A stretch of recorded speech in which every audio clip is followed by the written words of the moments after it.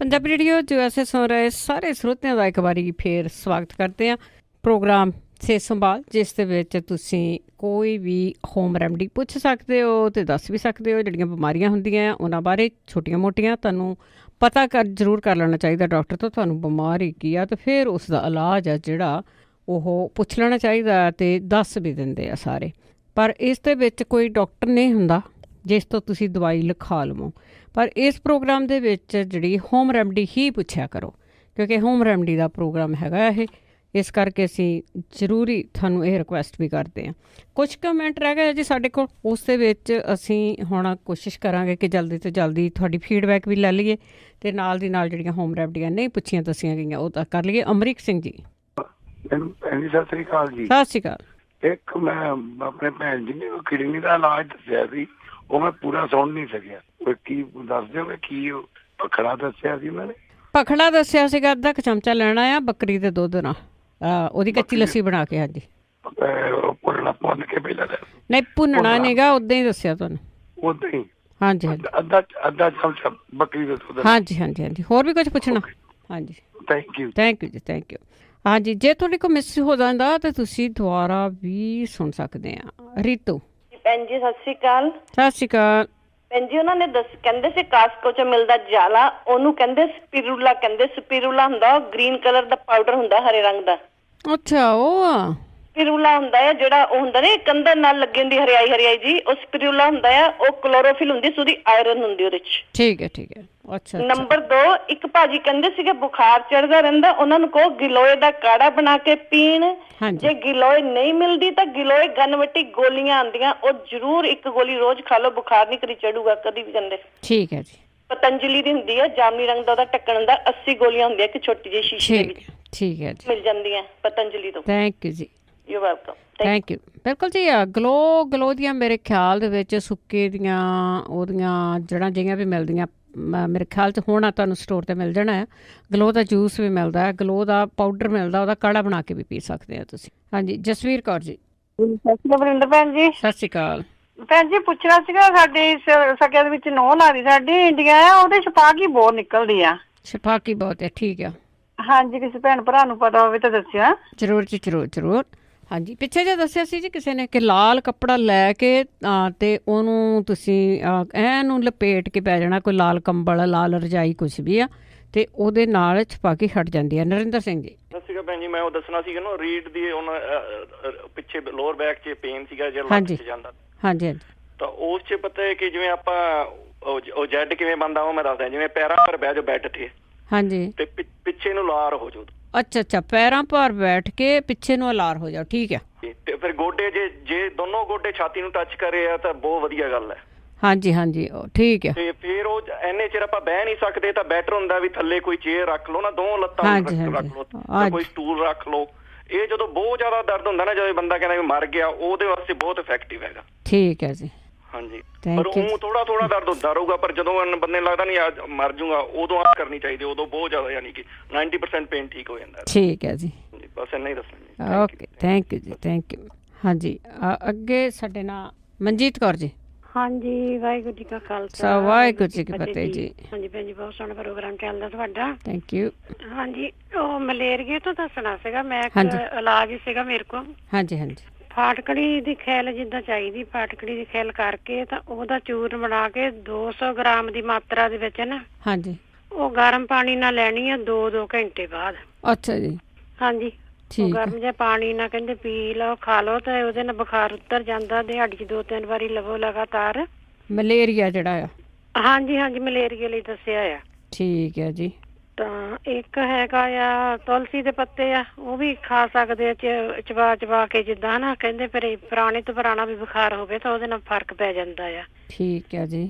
ਹਾਂਜੀ ਹਾਂਜੀ, ਇਹ ਕੋਈ ਵੀ ਦਵਾਈ ਖਾਣੀ ਹੋਵੇ ਤਾਂ ਖਾ ਕੇ ਦਵਾਈ ਗਰਮ ਪਾਣੀ ਨਾਲ, ਮਗਰ ਗਰਮ ਕੋਈ ਵੀ ਚੀਜ਼ ਪੀ ਕੇ ਨਾ ਬੰਦੇ ਨੂੰ ਪਸੀਨਾ ਜ਼ਰੂਰ ਲੈਣਾ ਚਾਹੀਦਾ, ਲੁੱਕ ਕੇ ਪੈਣਾ ਚਾਹੀਦਾ ਕੱਪੜਾ ਲੈ ਕੇ। ਹਾਂਜੀ ਹਾਂਜੀ ਹਾਂਜੀ। ਇੱਕ ਹੁੰਦੀ ਆ ਕੋਟਕੀ ਦਾ ਚੂਰਨ ਹੁੰਦਾ ਆ, ਉਹ ਵੀ ਜਿੱਦਾਂ 1/2 ਗ੍ਰਾਮ ਦੀ ਮਾਤਰਾ 'ਚ ਪਤਾਸੇ 'ਚ ਰੱਖ ਕੇ ਖਾਣੀ ਆ। ਠੀਕ ਆ।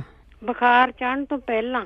ਠੀਕ ਹੈ ਜੀ। ਹਾਂਜੀ, ਉਹ ਖਾ ਕੇ ਤਾਂ ਉਹ ਵੀ ਬਸ ਆਪਾਂ ਲੁਕਣਾ ਹੀ ਹੁੰਦਾ। ਕਹਿੰਦੇ ਗਰਮੀ ਲਓ, ਤੁਸੀਂ ਕੋਈ ਵੀ ਚੀਜ਼ ਖਾਂਦੇ ਆ ਗਰਮੀ ਲਓ, ਤੁਹਾਡੀਆਂ ਫਿਰ ਨਾੜਾਂ ਖੁੱਲ ਜਾਣੀਆਂ, ਗਰਮੀ ਆ ਕੇ ਸਰੀਰ ਦਾ ਅੰਦਰੋਂ ਬੁਖਾਰ ਜਿਹੜੀ ਬਿਮਾਰੀ ਬਾਹਰ ਆ ਜਾਂਦੀ। ਠੀਕ ਹੈ ਜੀ।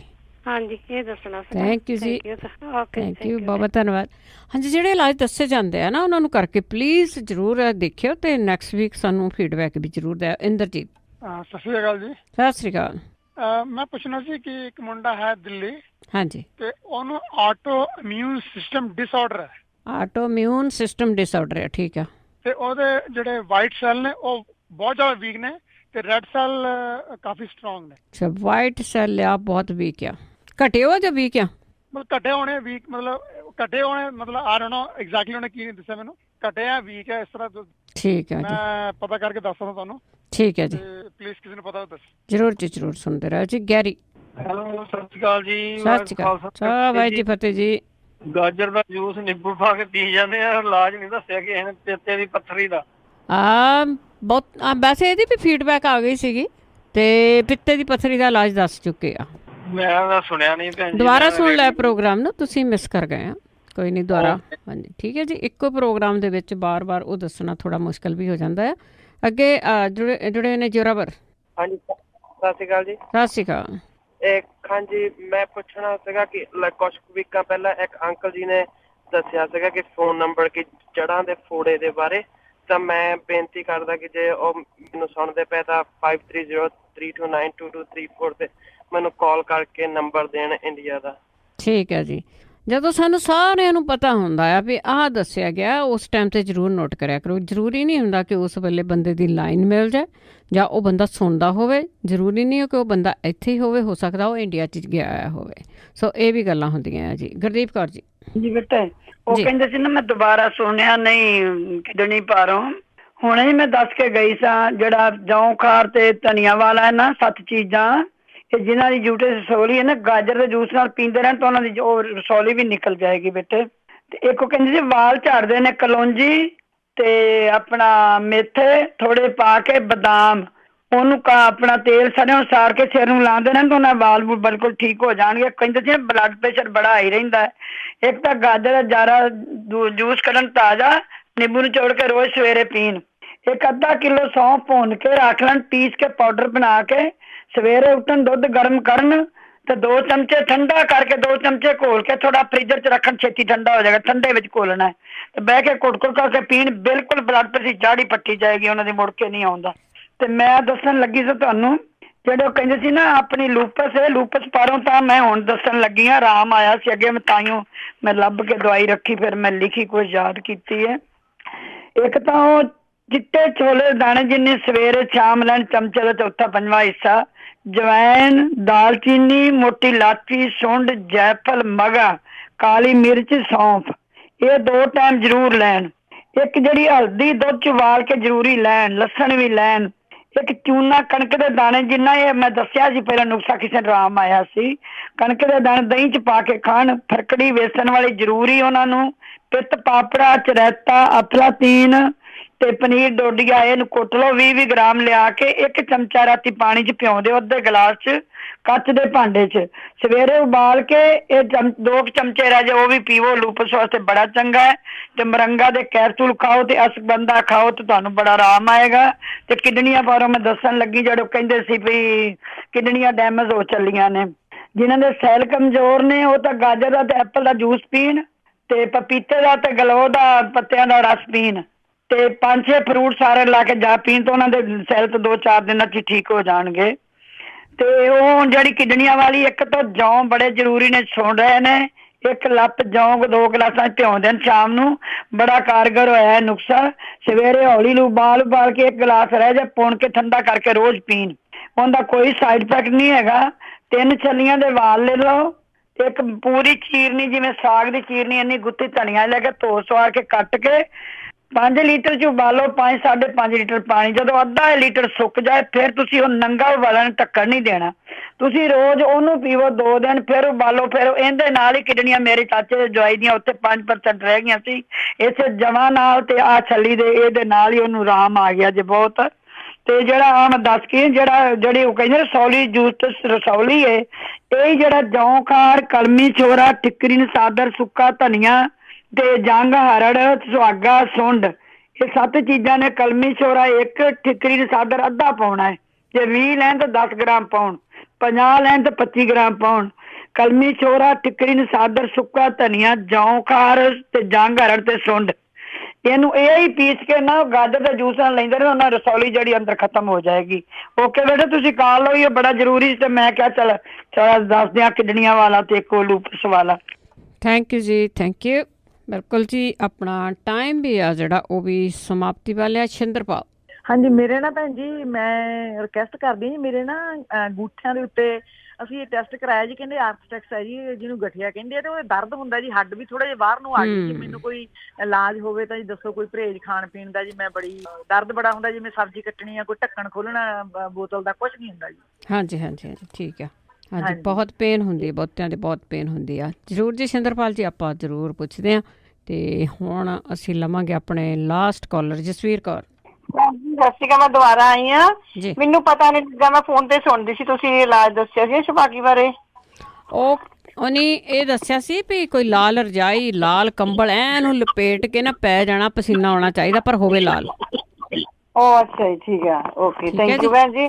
ਥੈਂਕ ਯੂ ਹਾਂਜੀ ਹਾਂਜੀ, ਮੈਨੂੰ ਪਤਾ ਨਹੀਂ ਲੱਗਾ ਕੱਟਿਆ ਗਿਆ ਸੀ। ਹਾਂਜੀ, ਓਕੇ, ਸਤਿ ਸ਼੍ਰੀ ਅਕਾਲ। ਥੈਂਕ ਯੂ, ਸਤਿ ਸ਼੍ਰੀ ਅਕਾਲ ਜੀ, ਸਤਿ ਸ਼੍ਰੀ ਅਕਾਲ। ਹਾਂਜੀ, ਅਤੇ ਜਿਸ ਤਰ੍ਹਾਂ ਤੇ ਹੁਣ ਇਸੇ ਦੇ ਨਾਲ ਸਾਡਾ ਪ੍ਰੋਗਰਾਮ ਆ ਉਹ ਇੱਥੇ ਹੀ ਸਮਾਪਤ ਆ। 4 ਵਜੇ ਇਹ ਪ੍ਰੋਗਰਾਮ ਸ਼ੁਰੂ ਹੁੰਦਾ ਆ ਤੇ 5:30 ਵਜੇ ਇਹ ਖਤਮ ਹੋ ਜਾਂਦਾ ਆ। ਤੇ ਹੁਣ ਤੁਹਾਡੀਆਂ ਕਾਲਸ ਕਾਫੀ ਆ ਰਹੀਆਂ, ਪਰ ਸਾਡਾ ਟਾਈਮ ਜਿਹੜਾ ਆ ਉਹ ਹੋ ਚੁੱਕਾ ਆ। ਕੋਸ਼ਿਸ਼ ਕਰਿਆ ਕਰੋ 4 ਵਜੇ ਤੁਸੀਂ ਆਪਣੀਆਂ ਕਾਲਸ ਸ਼ੁਰੂ ਕਰ ਦਿਆ ਕਰੋ। ਪਤਾ ਹੈ ਕਿ ਕਈ ਵਾਰੀ ਲਾਈਨਾਂ ਥੋੜ੍ਹੀਆਂ ਬਿਜ਼ੀ ਹੁੰਦੀਆਂ, ਪਰ ਫਿਰ ਵੀ ਤੁਸੀਂ ਕੋਸ਼ਿਸ਼ ਕਰਦੇ ਰਿਹਾ ਕਰੋ। ਅਤੇ ਇਸੇ ਦੇ ਨਾਲ ਇਹ ਦੱਸੀਏ ਕਿ ਜਿਹੜੀਆਂ ਦੇਸੀ ਇਲਾਜ ਦੱਸੇ ਜਾਂਦੇ ਆ, ਇਹਨਾਂ ਨੂੰ ਤੁਸੀਂ ਦੁਬਾਰਾ ਸੁਣ ਕੇ ਵੀ ਲਿਖ ਸਕਦੇ ਆ। ਜਿਨ੍ਹਾਂ ਦੇ ਕੋਲ ਸਮਾਰਟਫੋਨ ਆ, ਐਪ ਨੂੰ ਡਾਊਨਲੋਡ ਕਰ ਲਓ, ਉਸ ਦੇ ਵਿੱਚ ਪੋਡਕਾਸਟ ਦੇ ਉੱਤੇ ਵੀ ਅਪਲੋਡ ਕਰ ਦਿੱਤੇ ਜਾਂਦੇ ਆ। ਉੱਥੇ ਤੁਸੀਂ ਇਹਨਾਂ ਨੂੰ ਹੌਲੀ ਕਰਕੇ ਵੀ ਸੁਣ ਸਕਦੇ ਆ। ਅਤੇ ਫਿਰ ਰੇਡੀਓ ਦੇ ਉੱਤੇ ਵੀ ਇਸ ਨੂੰ ਰਿਪੀਟ ਕੀਤਾ ਜਾਂਦਾ ਹੈ, ਉਹਦੇ 'ਤੇ ਵੀ ਸੰਡੇ ਨੂੰ ਸੁਣ ਸਕਦੇ ਹਾਂ। ਐਤਵਾਰ ਨੂੰ ਜਦੋਂ ਰਿਪੀਟ ਸੁਣਦੇ ਹਾਂ ਅਤੇ ਉਸ ਵੇਲੇ ਅਸੀਂ ਕੋਈ ਕਾਲ ਨਹੀਂ ਲੈਂਦੇ ਤੁਹਾਡੀ, ਕਿਉਂਕਿ ਇਹ ਰਿਪੀਟ ਹੁੰਦਾ ਹੈ, ਰਿਕਾਰਡਡ ਹੁੰਦਾ ਹੈ। ਜੇ ਕਿਸੇ ਨੂੰ ਇਲਾਜ ਦਾ ਵੀ ਪਤਾ ਹੁੰਦਾ ਹੈ ਤਾਂ ਮੰਗਲਵਾਰ ਕਾਲ ਕਰਕੇ ਉਸ ਦਾ ਇਲਾਜ ਦੱਸਿਆ ਕਰੋ। ਰਾਤ ਨੂੰ ਮੈਨੂੰ ਦੱਸਿਆ ਕੋਈ ਫਾਇਦਾ ਨਹੀਂ ਹੋਣਾ ਤੁਹਾਨੂੰ, ਐਤਵਾਰ ਰਾਤ ਨੂੰ। ਸੋ ਮੰਗਲਵਾਰ ਨੂੰ ਪ੍ਰੋਗਰਾਮ ਲਾਈਵ ਹੁੰਦਾ ਹੈ, ਉਸ ਦੇ ਵਿੱਚ ਇਲਾਜ ਜ਼ਰੂਰ ਦੱਸ ਦਿਆ ਕਰੋ ਜੇ ਕਿਸੇ ਨੂੰ ਛੋਟੇ ਮੋਟੇ ਇਲਾਜ ਦਾ ਪਤਾ ਵੀ ਹੁੰਦਾ ਆ। ਸੋ ਆਪਣੇ ਖਾਣ ਪੀਣ ਦਾ ਖਿਆਲ ਰੱਖਿਆ ਕਰੋ, ਐਕਸਰਸਾਈਜ਼ ਆ ਜਿਹੜੀਆਂ ਉਹ ਜ਼ਰੂਰ ਕਰਿਆ ਕਰੋ। ਸਾਰਾ ਕੁਛ ਇਹੀ ਹੈਗਾ ਆ ਜੀ।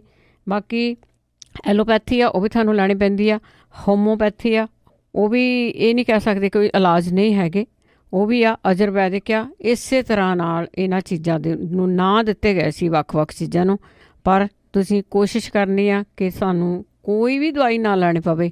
ਆਪਣਾ ਇਲਾਜ ਤੁਸੀਂ ਆਪ ਕਰ ਸਕਦੇ ਆ। ਆਪਣੇ ਹੈਲਦੀ ਰਹਿਣ ਲਈ ਜੋ ਵੀ ਤੁਹਾਨੂੰ ਕਰਨਾ ਪਵੇ ਜ਼ਰੂਰ ਕਰਿਆ ਕਰੋ। ਬਿਮਾਰੀਆਂ ਲੱਗ ਜਾਂਦੀਆਂ, ਪਰ ਬਿਮਾਰੀਆਂ ਤੋਂ ਆਰਾਮ ਲਿਆਉਣ ਲਈ ਜ਼ਰੂਰ ਕੋਸ਼ਿਸ਼ਾਂ ਕਰਨੀਆਂ ਚਾਹੀਦੀਆਂ। ਜਿਹੜਾ ਡੱਬਾ ਪੈਕ ਫੂਡ ਆ ਉਹਨੂੰ ਘੱਟ ਖਾਇਆ ਕਰੋ, ਆਪ ਬਣਾ ਕੇ ਜਿਹੜਾ ਆ ਨੈਚੁਰਲ ਫੂਡ ਆ ਉਹਨੂੰ ਜ਼ਰੂਰ ਖਾਇਆ ਕਰੋ। ਹੁਣ ਇਸੇ ਦੇ ਨਾਲ ਸਾਡਾ ਪ੍ਰੋਗਰਾਮ ਇੱਥੇ ਹੀ ਸਮਾਪਤ ਆ। ਹੁਣ ਬਲਵਿੰਦਰ ਕੌਰ ਵੱਲੋਂ ਆਪ ਸਭ ਨੂੰ ਹੀ ਪਿਆਰ ਭਰੀ ਸਤਿ ਸ਼੍ਰੀ ਅਕਾਲ।